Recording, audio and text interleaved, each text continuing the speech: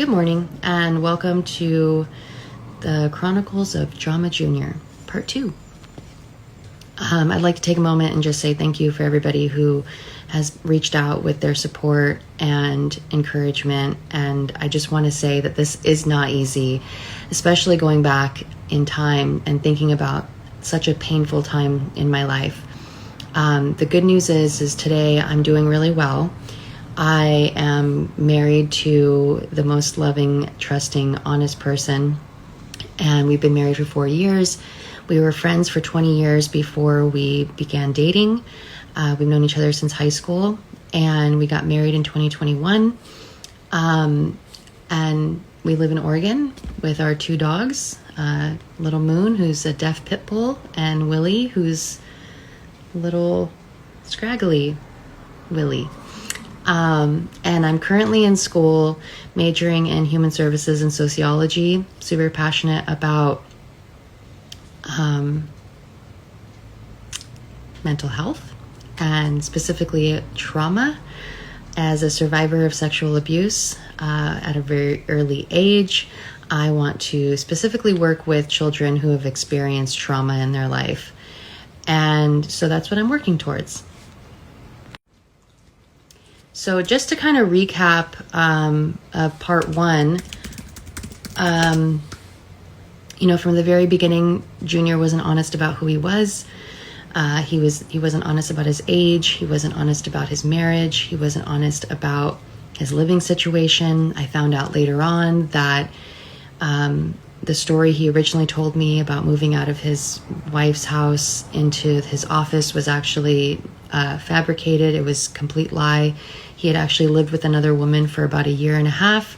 She had allowed him into her apartment, and just before we met, Junior and I met, he had been living with her, and she kicked him out of her apartment in Ybor, and that's why he had been living in his office.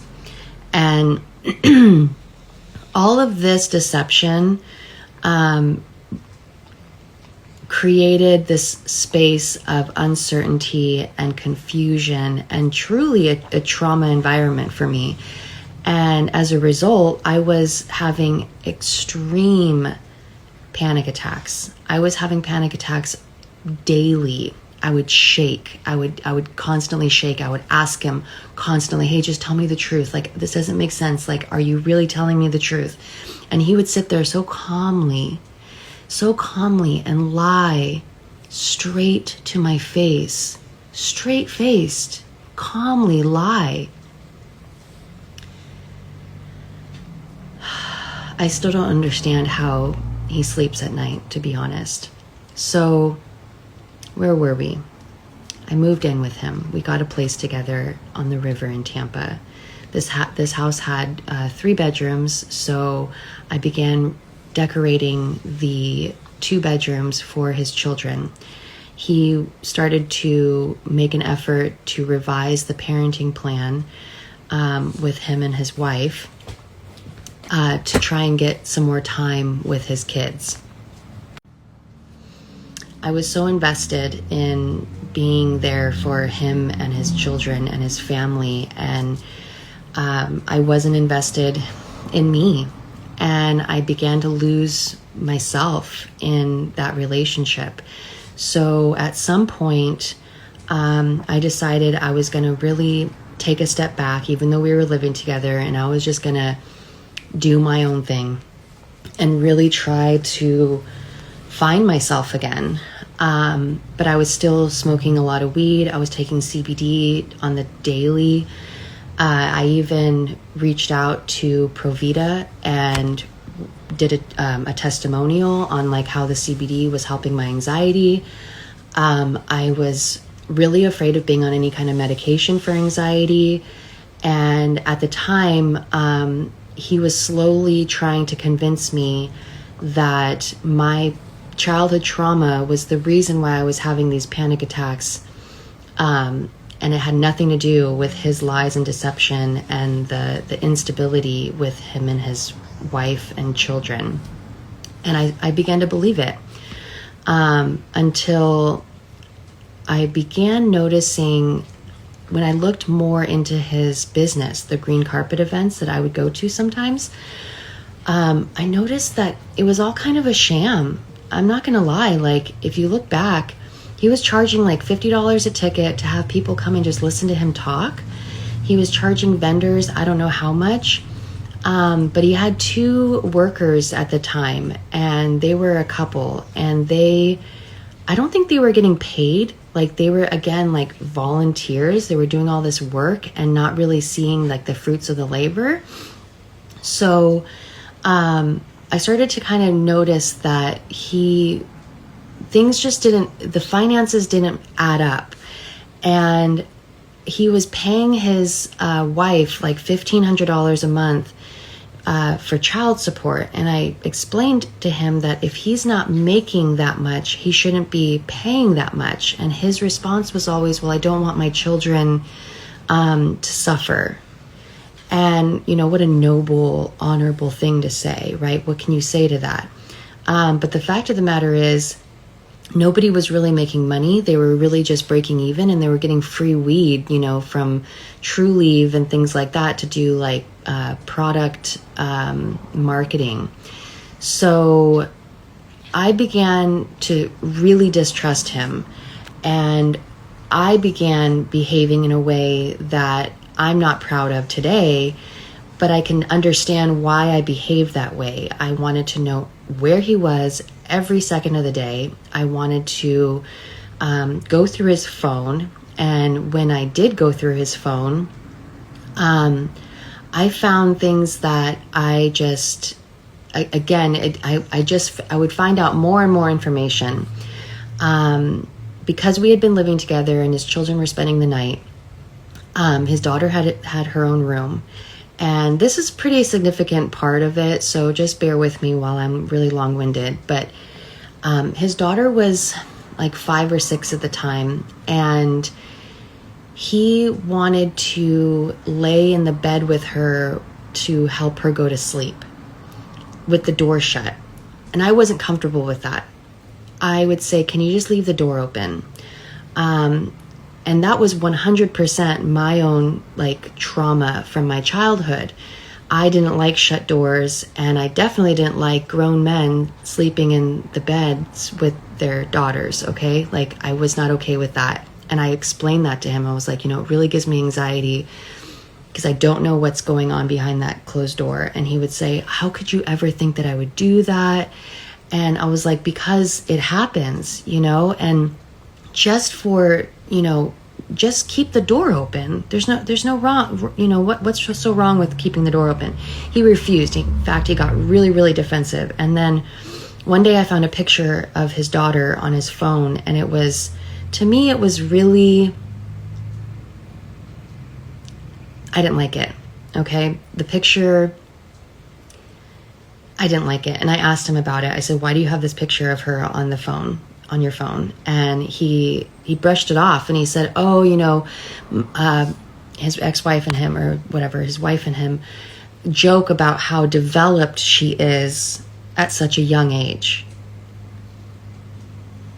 That was a really big red flag for me, and that made me really start to really mistrust what was going on with him and his daughter. Now, I don't know, okay? I don't know. I'm not here to accuse anybody of doing something other than what I know for a fact he was doing, which was lying. So I still don't know if there was anything going on, but the behaviors were really weird, and the fact that he refused to keep the door open was a problem for me.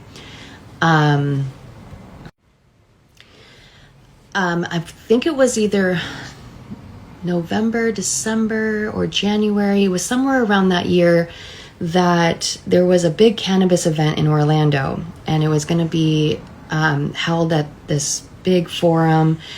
And we were driving to pick up his children one day, and he was like, I really want to go to this event, but the hotels are all sold out, and the ones that that still have rooms, it's really expensive, and I don't think I can afford to stay there the whole weekend, so I might just like drive there and then come back like every day so I don't have to spend money on a hotel room.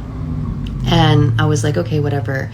And then then he had this moment where he was like, you know what would be really cool if I can like post a contest that if you win the contest, you get to host the green carpet and Pete Jr.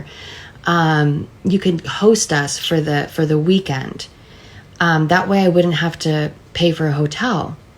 And I remember looking at him and being like, how sad that you have to orchestrate some sort of contest to make people believe that they're winning something by hosting you, instead of just reaching out and saying, hey, is there anybody that would be cool with me staying with them over the weekend, and being honest.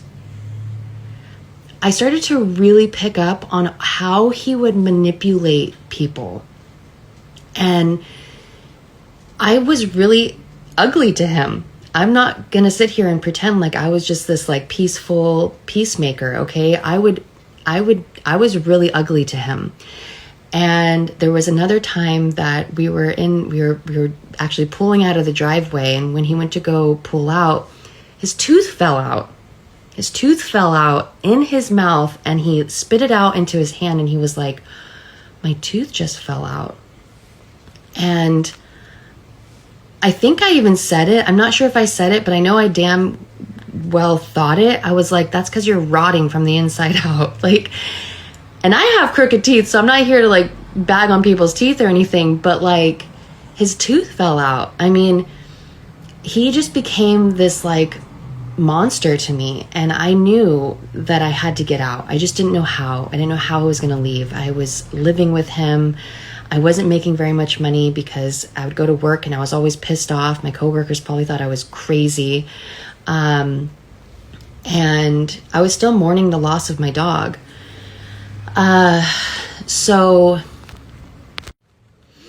by this time, I didn't want to live with him, but I didn't know how to leave. And so I started to look at places for rent. I actually had a conversation with him about him moving out.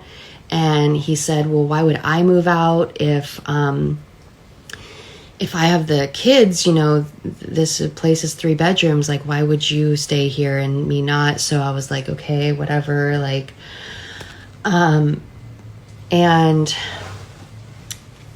the Orlando event was actually, it was in February. Now I remember. And we had just celebrated like Valentine's Day, and he bought me a kayak from Walmart, and we argued about how to put the kayak on the car to take it home. And I was so checked out that like really nothing he could do was gonna make me feel like he was a good person. So the weekend of the event, he decided, he was like, you know what, I'm actually going to go. I'm going to just stay at the hotel in Orlando. I'm going to go to this event. So he did. And while he was gone, I was working, and I got home pretty late, and I gave him a call, and his voice and his demeanor on the phone was very defensive. He was like, why are you calling me? You know, I'm trying to have dinner with my colleagues and business partners, and you're just bothering me. And I was like, you know what? Like, I don't trust, can you FaceTime me? And he was like, why? Why do you want me to FaceTime you? And I said, well, because I just don't trust that like you're at where you say you're at. And I want him to FaceTime me, and he like refused to FaceTime me. And then he was like, well, I'll get back, let me hold on. And so he waited for a little bit, and then he FaceTimed me. And something about that, I still didn't trust. I was also having like nightmares all the time. Again, like I was a total mess. Like I was a super mess. So I got off the phone with him that night, and I told him, I said, you know what, you're right. I'm acting crazy. You know what, just enjoy your time in Orlando. And I'll see you when you get back. And that was the night that I packed my shit and I got the fuck out.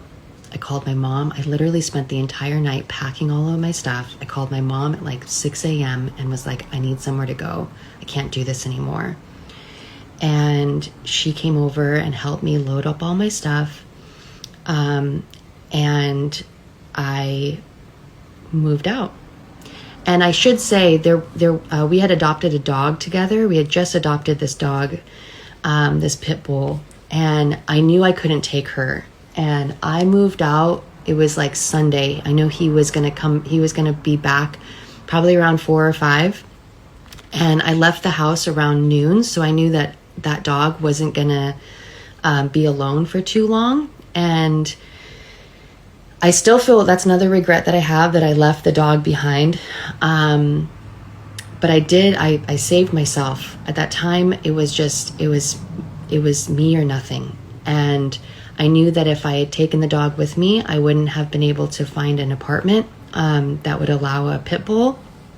And so I did. I moved out, and I didn't tell him until he was driving home. And when I called him to let him know, he had one of his clients in the car. And I said, I just want you to know. And I think I was on speaker. I was like on Bluetooth. And I said, I just want you to know I've moved out, and there's nothing that you can talk to me about that's going to make me change my mind. And you can tell that he wanted to react the way he usually reacts, but he had a client in the car and he couldn't. And he said, I think you're making a big mistake. And I said, that's fine. You could think that all you want, but this is my decision. And I'm out. I thought that was the end of it, but that's really just the beginning, because the things that happened afterwards were truly life-changing. That was hell that I was living in, and I finally left it. The healing process after was deep and dark and full of sadness and a lot of crying. But I didn't want to feel like I was feeling anymore. So I called a crisis line, and the Crisis Center of Tampa Bay welcomed me in with open arms, and I was accepted to trauma therapy. I had to be put on a wait list, but I ended up getting in, and I received trauma therapy at the center for almost a year after that, and I would go weekly. And in the meantime, it was very difficult to explain to anybody what was going on. It was hard for me to even explain it because so much had happened. And this is a long story, but it's actually the short version. I was with him for 11 months of my life. I had lost my dog, and I had lost my mind. And I think people who saw me from the outside didn't know what was really going on, and they were really judgy. I think he had convinced people that I was paranoid schizophrenic because I was having all these paranoid thoughts about him. He had convinced people that I was a narcissist, and he had almost convinced me of the same thing. But after receiving help from a professional licensed therapist and doing all the work, I realized that it was him. And now that I'm happily married, I haven't had a panic attack in years. I trust my husband 100%, and I love who I am. So I think there's a lot of hope for Colleen. I think this is just the beginning of her story, and I hope that you'll stick with her while she heals and she works through it, because that's what I needed the most. I needed people to listen and hear me and create space and allow me to feel however I was fucking feeling, because I was feeling a lot. So if you're wondering why you see her behaving in this way, trust me, it's all part of the process. Anyway, thanks for listening. If you have any questions or comments, feel free to reach out. Have a great day.